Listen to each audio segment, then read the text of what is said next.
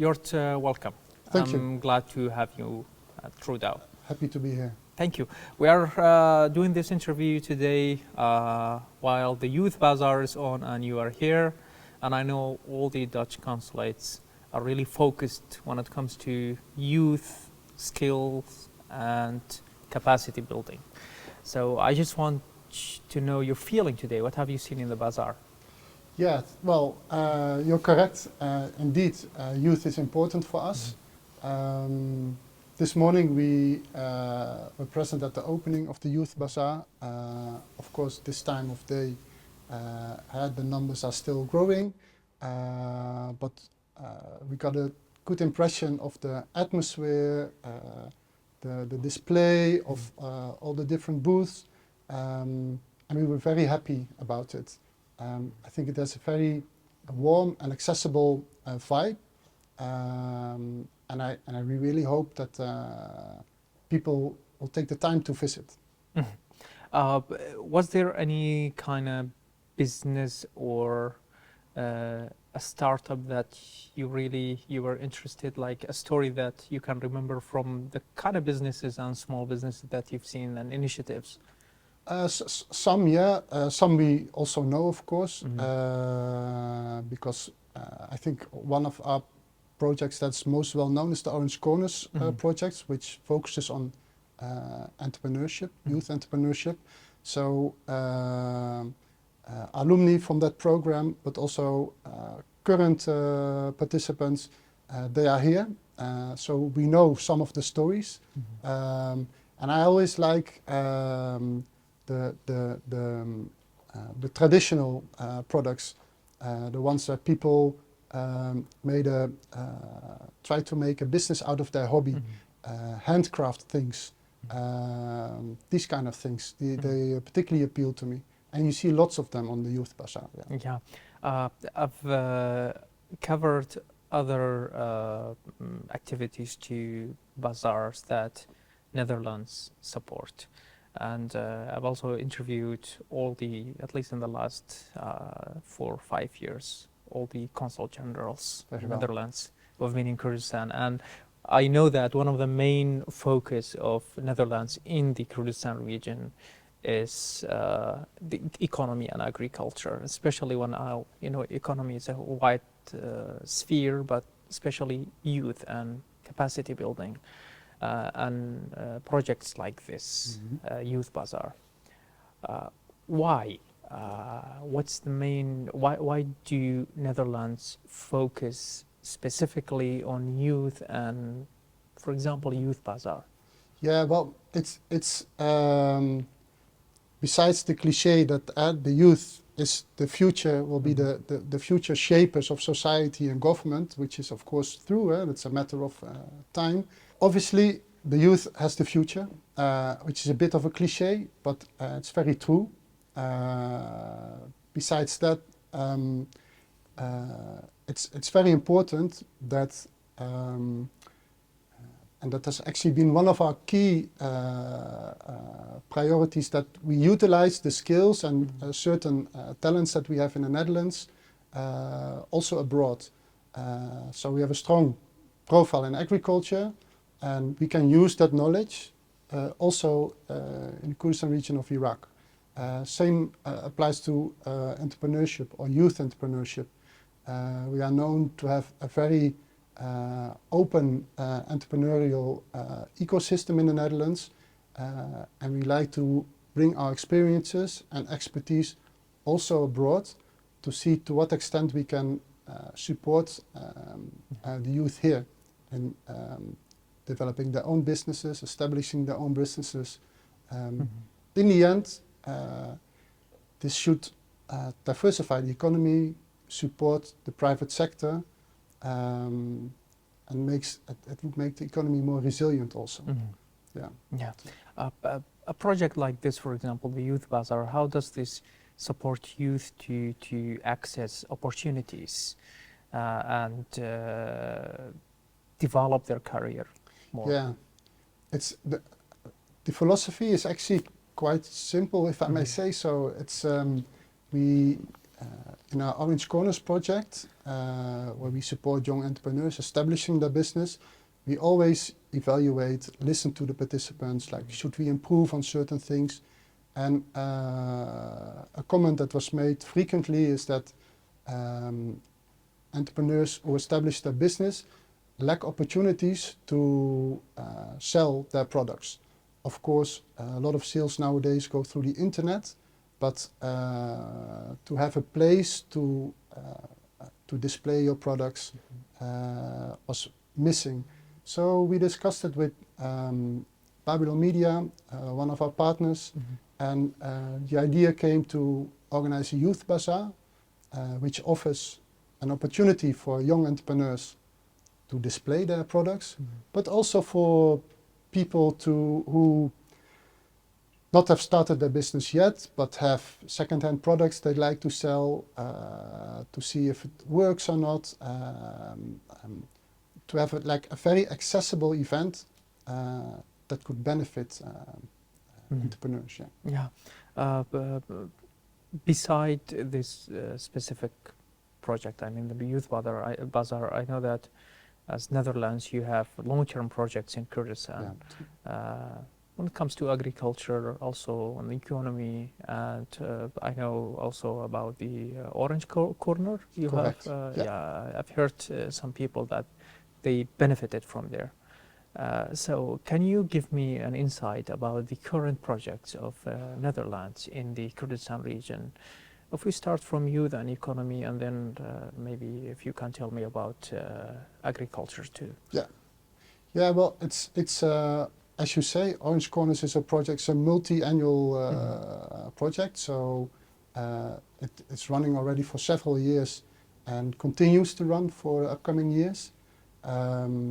It's all about giving youth entrepreneurs support, tips and tools on how to establish their businesses. So it's an incubator, as we call it. Then we have also Orange Corners Innovation Fund, which is more of an accelerator. If you're already more in a process of that your business is already a bit more mature, it can help you to get to the next level. So that's very much about entrepreneurship. But besides that, we also ran a pilot project on youth employment last year.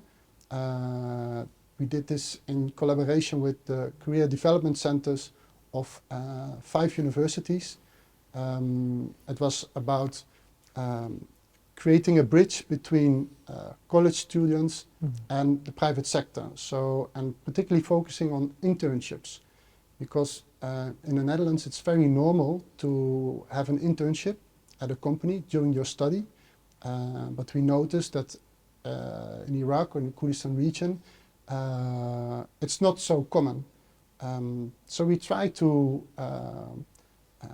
kickstart that a little bit, bring private companies to those universities, and to see if we could have students enroll as an intern, and of course with the aim of eventually being hired permanently. But if not, that would not be well, a huge issue, because also from an internship you gain valuable working experience, of course. So that is a project that was finished this year, but we hope to follow up on that. Was the result good? Yeah, I don't have the exact numbers right now, but it was very encouraging. That's why we're looking to have a follow-up on it on a bit bigger scale. So yeah, it was encouraging. I think there's a future for this type of project. We are about to launch a project called Co-Create My City.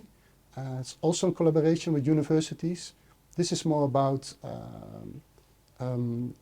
attracting youth or college students together with universities in a hackathon form to tackle problems that a local community experiences, and to come up with creative ideas and creative solutions.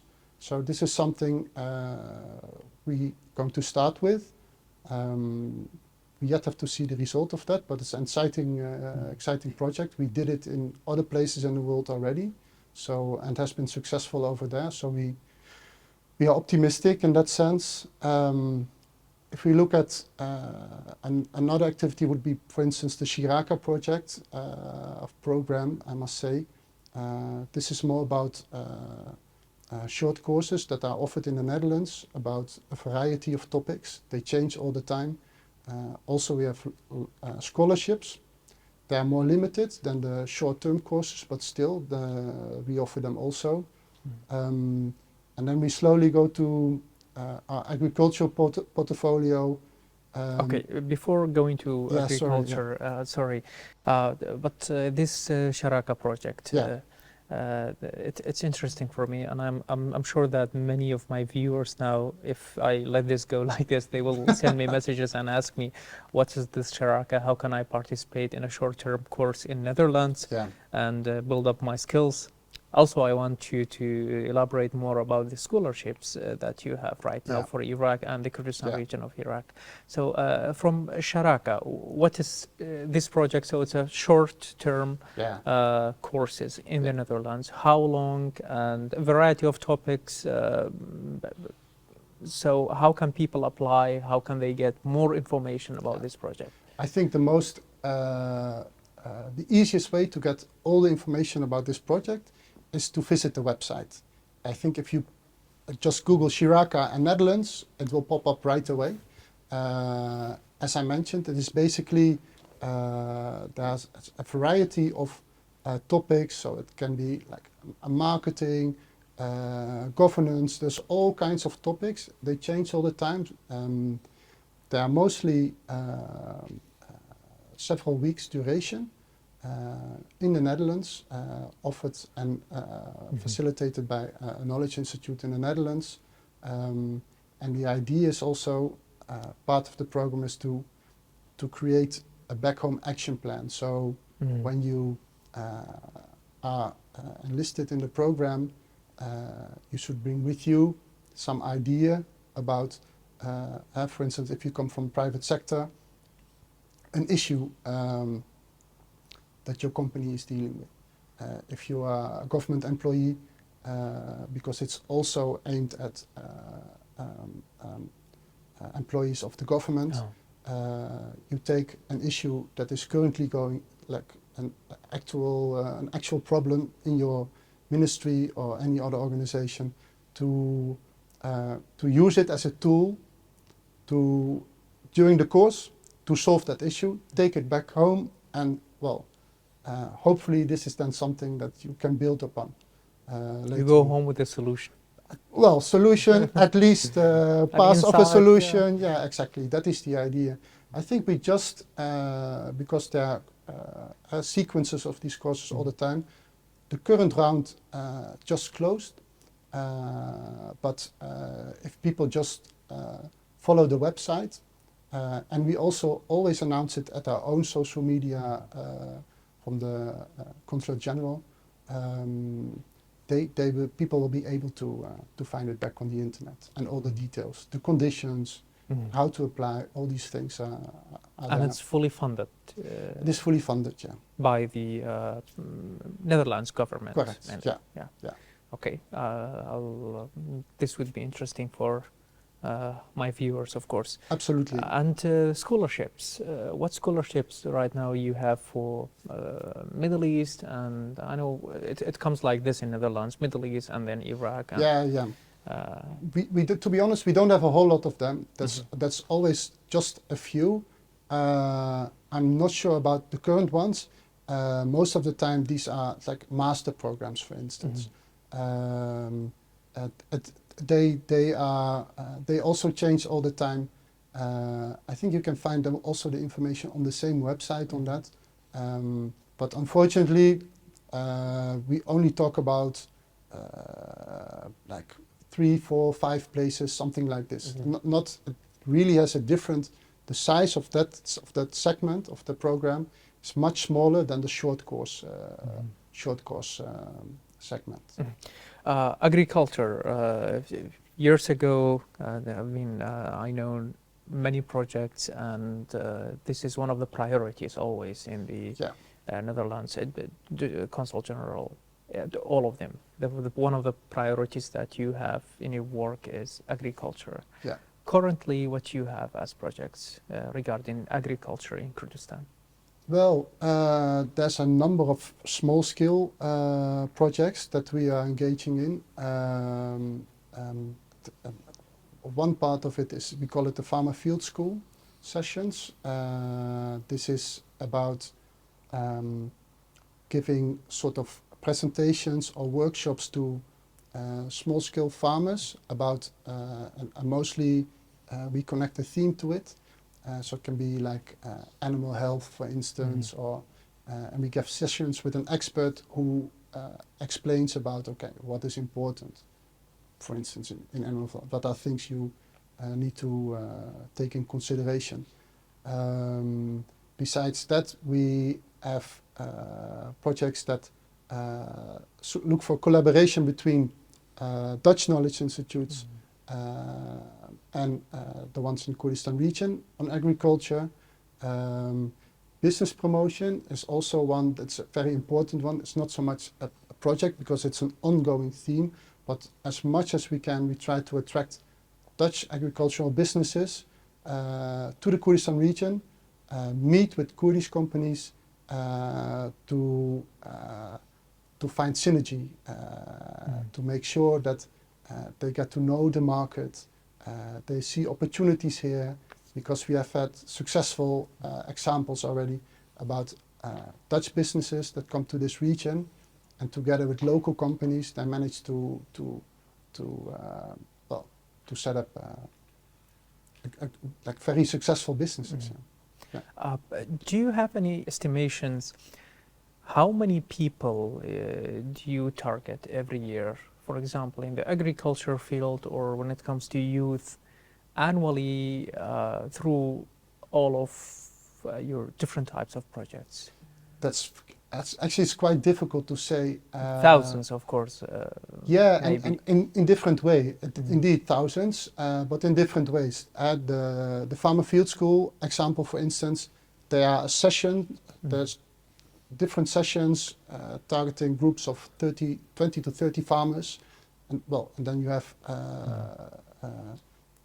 several sessions, so the numbers build up. But if you look at, for instance, a project that we also collaborated in the development of the value chain for potatoes. One of the partners is also present at the Youth Bazaar these days. You actually create employment also, directly and indirectly. So indeed, we talk about thousands, but yeah, in different ways. In different ways. Yeah. You talked about Dutch companies coming to Kurdistan. How many Dutch companies now work in the Kurdistan region? It's difficult to say, to give an exact number, because you have the companies that come here and they do their work themselves, so to say. But you also have many of them have a local partner. So they have a Kurdish agent that sell their products or that bring their expertise.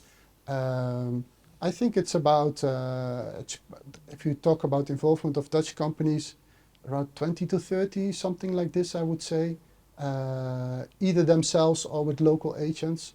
And we try to get that number up, but it's a steady process, so to say. In your effort to make that number a bigger number, what's the main challenge do you face? Well, for you and for the Dutch companies too, in Amsterdam or anywhere else? Yeah, the first challenge that we face is that to get the Kurdistan region of Iraq on their radar. People have to know that this region exists, because if you're not very much into the Middle East, so to say, some people don't, and some businesses, they don't even know. Okay, they talk about Iraq. There's also a Kurdistan region in Iraq. So to get some awareness, so to say, is a first obstacle. Then, of course, companies always, when they try to when they expand, they want to know if there's a market there. So, and it's difficult sometimes to get statistic on, okay, what is exactly the market potential for my company in the Kurdistan region of Iraq or Iraq as a whole. So that's why we support studies from time to time to provide them with some insights about how certain markets function here and what is the market potential perhaps for them. We also deal with travel advice, which is difficult to deal with. The Kurdistan region of Iraq is classified as orange in the system that we have. Red means that Don't go. more or less don't go. Orange, it's already a bit more accessible. But companies, we really notice that we need to convince companies, okay, we're dealing with an orange travel advice, so you need to take your precautions and be aware of certain risks, but it's possible to come here and to have a look yourself. So yeah, I would say creating awareness and give them extra explanation about this region and the market potential are the most important things for us to get them over the line. But we see that the numbers are growing, so it's encouraging. I think with a bit more outreach campaign, it would be easier even for you to convince companies. At least you don't have to go through introduction of KRI to the companies. And here, first in the outreach, and then in all of your other projects in the Kurdistan region. In the outreach, I mean to campaign or to advertise and marketing for the Kurdistan region as a region in the Netherlands. What's the role of the KRG? I think if we rationally look into this, it's the role and this assignment has to be assigned to the KRG to advertise for its market and its region in the Netherlands, while there are thousands, 5,000 to 6,000 Kurdish Dutch people who are coming back and forth between Netherlands and the Kurdistan region, and this makes it much easier to build that bridge. Yeah, no, that's true. Of course, every Dutch Kurdish citizen, so is also an ambassador for the Netherlands and for Dutch businesses, is what we hope at least. So that's absolutely true. Not all of them are active in business, of course, but certainly it helps. And as for the role of the KRG, I think we try to collaborate as much as we can. I think the KRG did a good job in improving the ecosystem for businesses, making it more attractive for foreign businesses to come to the Kurdistan region of Iraq. So we're on the right track. And as I said, we try to collaborate as much as possible on different topics to make it, to create favorable conditions to bring businesses here. So yes, we are in touch, and good things come out of that. Jort, thank you very much for this opportunity. I'm glad to have this conversation with you. Thank you so much for having me. Yeah, I'm welcome to Riverdale again. Very well. Thank you.